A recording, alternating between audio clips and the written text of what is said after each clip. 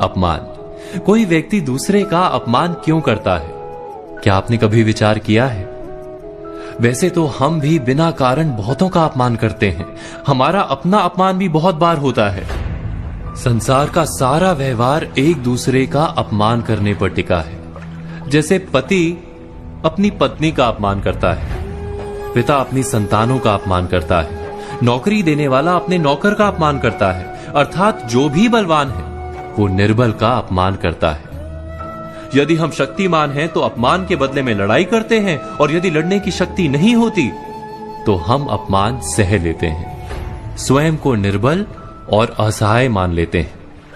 हमें छोटे होने का एहसास होता है।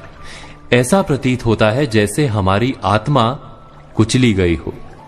किंतु कोई किसी का अपमान क्यों करता है? हम विचार कर रहे थे कि जब अपमान होता है तो मनुष्य को अपनी निर्बलता का एहसास होता है, और निर्बलता का बोध मनुष्य को कुचल देता है। वो अधिक से अधिक निर्बल बन जाता है, अत्याचार सहने की आदत सी पड़ जाती है, आत्मविश्वास का नाश हो जाता है। और जब आत्मविश्वास नहीं होता तो मनुष्य शराब और जुए जैसे व्यसनों में सुख ढूंढता है, मन से रोगी बन जाता है।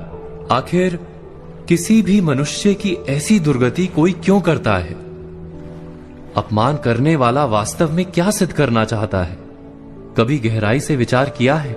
वास्तव में हम किसी का अपमान करते हैं उसकी निर्बलता सिद्ध करने के लिए, यह बताने के लिए कि हम अधिक शक्तिमान हैं। अर्थात वास्तव में अपमान करने वाला स्वयं अपने आप को शक्तिमान या बलवान सिद्ध करने का प्रयास कर रहा है।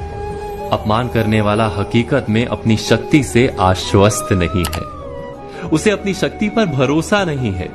दूसरों को चुनौती देकर वो अपनी शक्ति पर विश्वास प्राप्त करने की कोशिश करता है।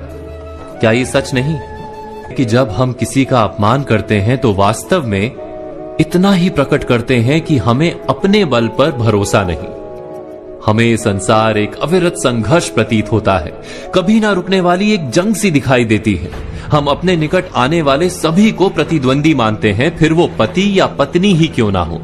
हमें निरंतर लगता है कि हमें अपनी शक्ति सिद्ध करनी होगी, अन्यथा हमारा शोषण होगा, हम किसी के गुलाम बन जाएंगे।